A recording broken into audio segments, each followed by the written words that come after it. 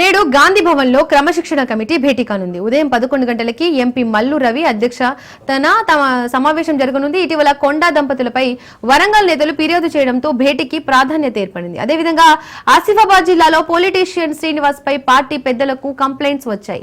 And Khairatabad లో దానం నాగేందర్ విజయారెడ్డికి మధ్య విభేదాలు కొనసాగుతున్నాయి.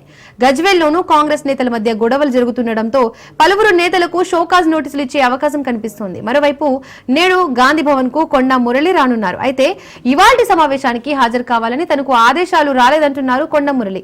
అయితే ఇవాళ పీసీసీ చీఫ్ మహేష్ కుమార్ గౌడ్ తో పాటు క్రమశిక్షణ కమిటీ చైర్మన్ మల్లు రవిని కలుస్తానంటున్నారు.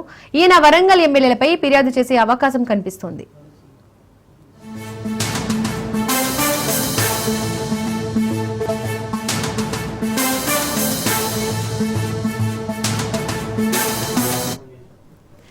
నేడు గాంధీ భవన్ లో క్రమశిక్షణ కమిటీ భేటీ కానుంది. ఉదయం 11 గంటలకి ఎంపీ మల్లు రవి అధ్యక్షన సమావేశం జరగనుంది. ఇటీవల కొండా దంపతులపై వరంగల్ నేతలు ఫిర్యాదు చేయడంతో భేటీకి ప్రాధాన్యత ఏర్పడింది.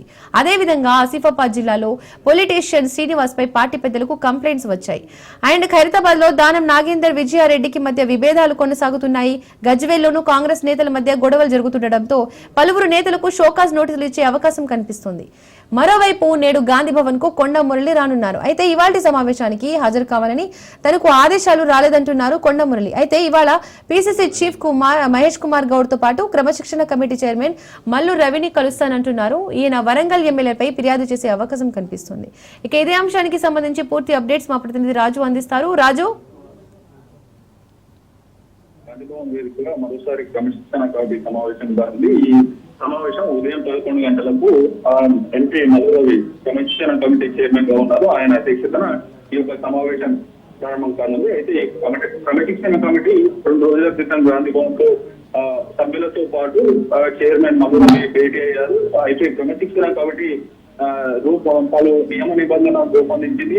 క్రమశిక్షణ కమిటీకి సంబంధించినటువంటి విధి విధానాలను రూపొందించినటువంటి పరిస్థితి. అయితే రాష్ట్ర వ్యాప్తంగా వివిధ నియోజకవర్గాల్లో కొత్తగా పార్టీలో చేరినటువంటి ఎమ్మెల్యేలు కావచ్చు. టీఆర్ఎస్ నుంచి 10 మంది ఎమ్మెల్యేలు కాంగ్రెస్ పార్టీ అధికారంలోకి వచ్చిన తర్వాత కాంగ్రెస్ పార్టీ కండువా కప్పుకున్నారు. ఆ నియోజకవర్గాలతో పాటు కానీ అటు వరంగల్ లో మంత్రి కొండా సురేఖ దంపతులపై వరంగల్ ఎమ్మెల్యేలు ఫిర్యాదులు చేశారు. అటు మీనాక్షి నటరాజన్ తో పాటు పీసీసీ చీఫ్ మహేష్ కుమార్ గౌడ్ సైతం ఫిర్యాదులు చేసిన పరిస్థితి ఉంది.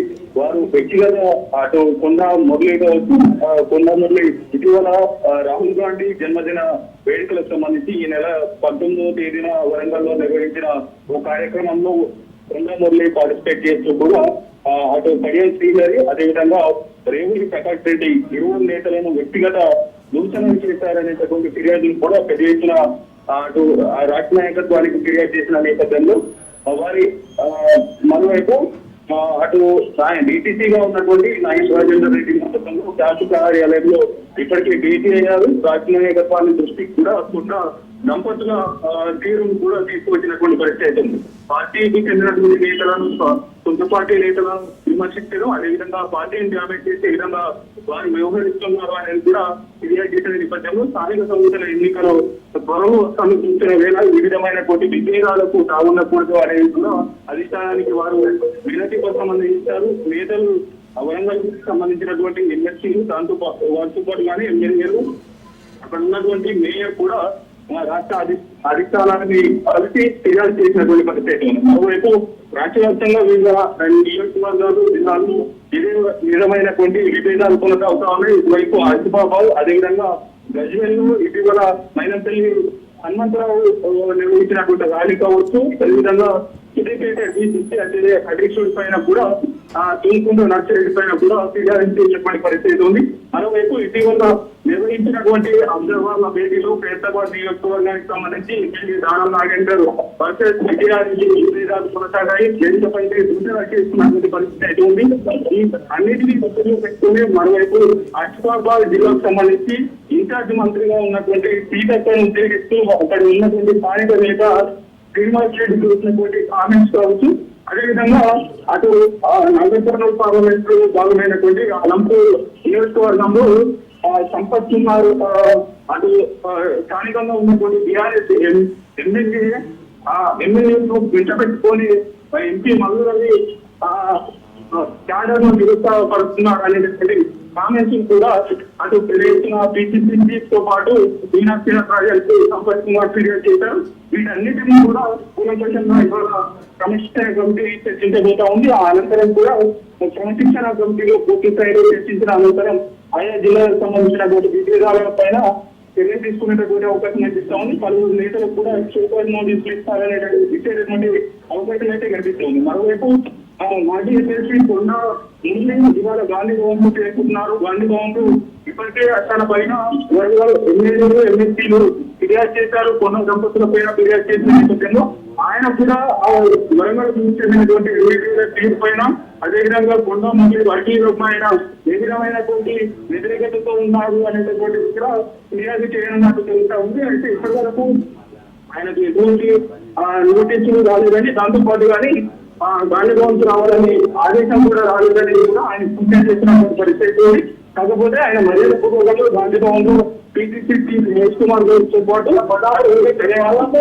మల్లురవితో కూడా భేటీ కానున్నట్టు తెలుస్తా ఉంది. అయితే ఆ వివాదానికి సంబంధించి పూర్తి స్థాయిలో ఎక్కడ వచ్చారనేది, ఎందుకు ఇంకా విభేదాలు తలెత్తాయనేది కూడా పూర్తి స్థాయిలో వివరించేటటువంటి అవకాశం అయితే స్పష్టమవుతోంది. కాకపోతే ఆ బృందామురళి గాంధీ భవన్ కు వచ్చి వివరణ ఇస్తున్న నేపథ్యంలో కూడా ఇంకా చర్చనీయాంశంగా మాట్లాడే అవకాశం అయితే కనిపిస్తా ఉంది. థ్యాంక్ యూ రాజు.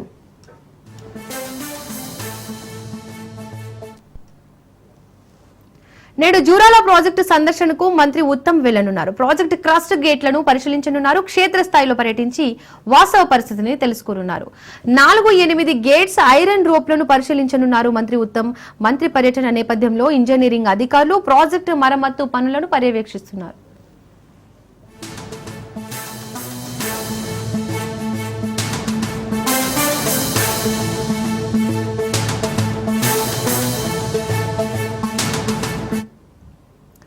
లక్ష ఎకరాలకు సాగునీరు అందించే జూరాల ప్రాజెక్టు భద్రత ప్రశ్నార్థకంగా మారింది. ఏళ్ల తరబడి గ్రీజింగ్ లేక గేట్లు కదలకపోవడం, రబ్బరు సీళ్లు పాడైపోవడంతో నీటి లీకేజీలు, గేట్లకు ఉండే రోప్లు తుప్పుపట్టి తెగిపోవడం, ఇలా 1-2 కాదు చాలా సమస్యలు ప్రాజెక్టును పట్టి పీడిస్తున్నాయి. గేట్ల రోప్లు బలహీనంగా ఉన్నాయని 2019లో గుర్తిస్తే 2021 వరకు నిధుల కేటాయింపు జరగనే లేదు. చివరకు 11 కోట్లతో టెండర్లు పిలిచిన 2023 వరకు పనులు ప్రారంభం కాకపోవడం నిర్లక్ష్యానికి నిదర్శనంగా తెలుస్తోంది. శరవేగంగా చేయాల్సిన పనులను ఏళ్ల తరబడి సాగిస్తుండటంతో ఇప్పుడు గేట్ల రోప్లు తెగిపోయే పరిస్థితి వచ్చింది. నేషనల్ డ్యామ్ సేఫ్టీ అథారిటీ సూచనలను పట్టించుకోకపోవడం వల్లే ఈ పరిస్థితి తలెత్తిందన్న వాదన వినిపిస్తోంది. జూరాల ప్రాజెక్టుపై 62 క్రస్ట్ గేట్లు ఉండగా వాటిని మరమ్మతు చేసేందుకు ఒక్కటే గ్యాంటీ క్రేన్ అందుబాటులో ఉంది. గ్యాంటీ క్రేన్ లోని మోటార్లు కాలిపోవడం, వేడెక్కడం, క్రేన్ కదలకపోవడం వంటి కారణాలతో గేట్ల మరమ్మతులు ఆలస్యం అవుతున్నాయి. మరో గ్యాంటీ క్రేన్ కావాలని అధికారులు ప్రతిపాదించినా మంజూరు కాలేదు. భారీ వరదలు వచ్చినప్పుడు ఏదైనా గేటు మొరాయిస్తే లేపడానికి గ్యాంటీ క్రేన్ కావాలి.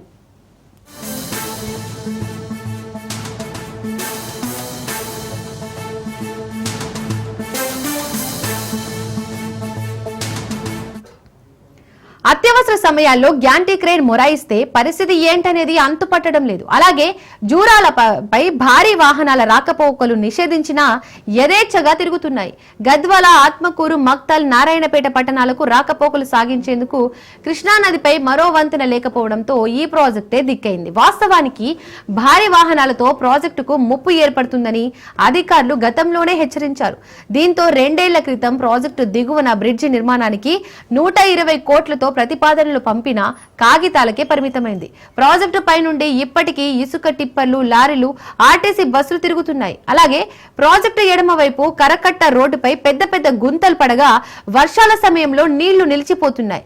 దీంతో కట్ట బలహీనపడే పరిస్థితి నెలకొంది. గుంతలకు మరమ్మతులు చేపట్టడంతో అటు ఇరిగేషన్ శాఖ, ఇటు పంచాయతీరాజ్ శాఖ నిర్లక్ష్యం వహిస్తుందన్న ఆరోపణలు కూడా ఉన్నాయి.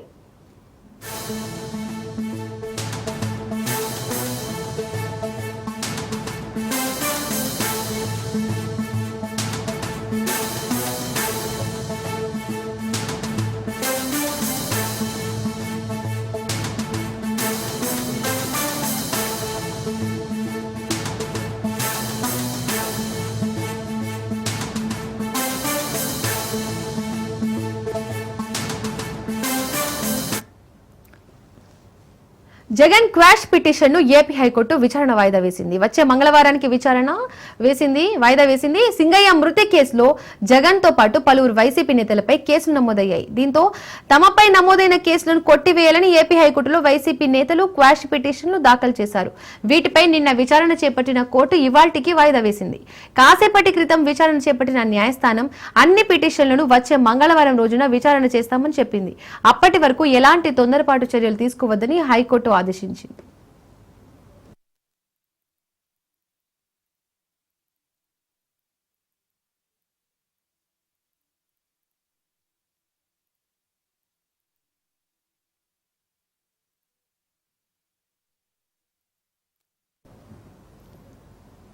మాజీ మంత్రి కాకానికి షాక్ల మీద షాకులు తరుగుతున్నాయి. కనుకూరు చెరువులో గ్రావెల్స్ ని అక్రమంగా రవాణా చేస్తున్నారని వెంకటచలం పిఎస్ లో కేసు నమోదైంది. ఈ కేసులో కాకానికి 4వ అదనపు మెజిస్ట్రేట్ 14 రోజుల రిమాండ్ విధించింది. వచ్చే నెల 11 వరకు రిమాండ్ విధిస్తూ తీర్పునిచ్చారు.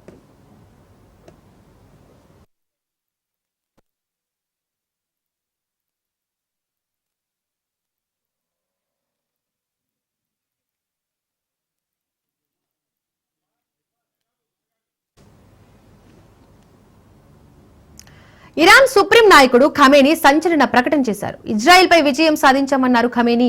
ఇజ్రాయెల్ తో స్వల్పకాలం సాగిన యుద్ధం ముగిసిన అనంతరం తొలిసారి ఖమేనీ హాట్ కామెంట్స్ చేశారు. ఇరాన్ ఇజ్రాయెల్ మధ్య యుద్ధంలో నేరుగా జోక్యం చేసుకున్న అమెరికాను ప్రస్తావిస్తూ ఇది అమెరికాకు పెద్ద చెంపపెట్టని ఖమేనీ వ్యాఖ్యానించారు. ఖమేనీ ప్రసంగాన్ని ఇరాన్ ప్రభుత్వ ప్రసారం చేసింది. ఇరాన్ లోని అణుస్థావరాలపై అమెరికా జరిపిన దాడులను ప్రస్తావిస్తూ పెద్ద నష్టమేమీ జరగలేదని, అమెరికా పెద్దగా ఏమీ సాధించలేకపోయిందన్నారు.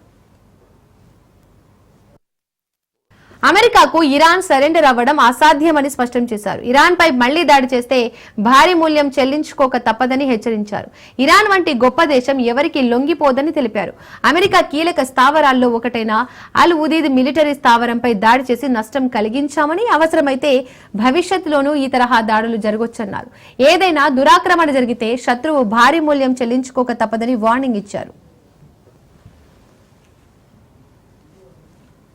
چیزی که من میخوام به عنوان یک نقطه اساسی عرایزم عرض بکنم اینه که رئیس جمهور آمریکا در یکی از بیاناتش و اظهاراتش گفت ایران باید تسلیم بشود، تسلیم بشه.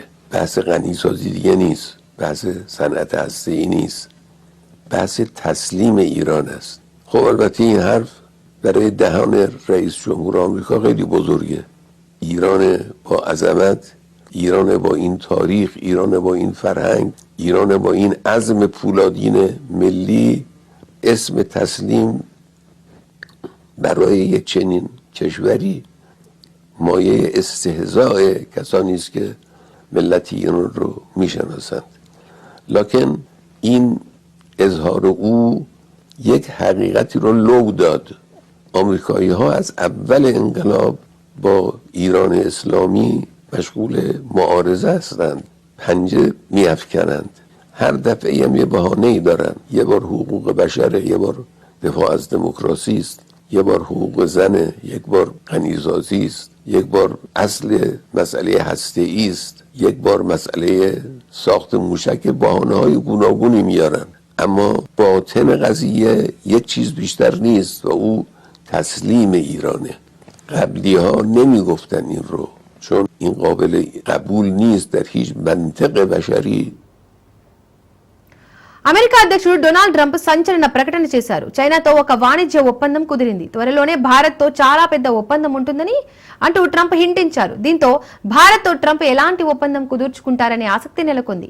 ప్రతి ఒక్కరూ యుఎస్ తో ఒప్పందం చేసుకోవాలని చూస్తున్నారని, తాము చైనాతో నిన్ననే ఒప్పందంపై సంతకాలు చేశామన్నారు. కొన్ని గొప్ప దేశాలతో ఒప్పందాలు కుదురుతున్నాయని, త్వరలో భారత్ తో ఒక భారీ డీల్ చేసుకోబోతున్నామని అన్నారు ట్రంప్. భారత్ లో మార్కెట్లను తెరవబోతున్నామంటూ హింట్ ఇచ్చారు. ఇదే సమయంలో అమెరికా కొన్ని దేశాలతో ఒప్పందాలు చేసుకునేందుకు సిద్ధంగా లేదని, వారితో ఎలాంటి వాణిజ్యం ఉండదన్నారు. కొన్ని దేశాలకు కేవలం ఒక లేఖ పంపి 25, 35 లేదా 45% పన్నులు చెల్లించమని చెబుతామన్నారు. అదే సులువైన మార్గమని చెప్పుకొచ్చారు.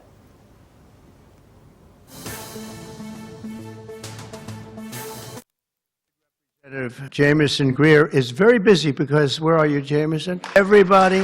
Everybody wants to make a deal and have a part of it, right? I know you and Howard and Scott are working overtime, making deals with other countries. Remember a few months ago, the press was saying, do you really have anybody of any interest? Well, we just signed with China yesterday, right? Just signed with China. We have everybody. We're not going to make deals with everybody. Some we're just going to send them a letter, say, thank you very much. You're going to pay 25, 35, 45%.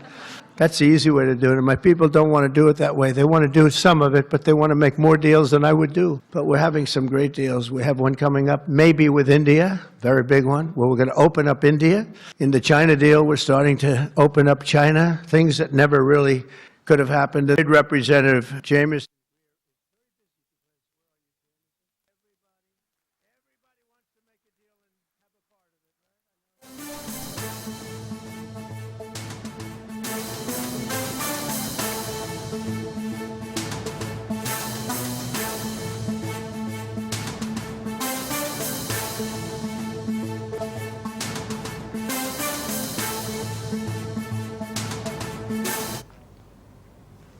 Bangladesh లో హిందూ ఆలయపై దాడులు ఆగడం లేదు. తాజాగా ఢాకాలోని శ్రీ శ్రీ దుర్గా మందిరంపై జరిగిన వ్యూహాత్మక దాడి మత స్వేచ్ఛపై అక్కడి మైనారిటీలకు ఎదురవుతున్న భీకర ముప్పును స్పష్టం చేస్తున్నాయి.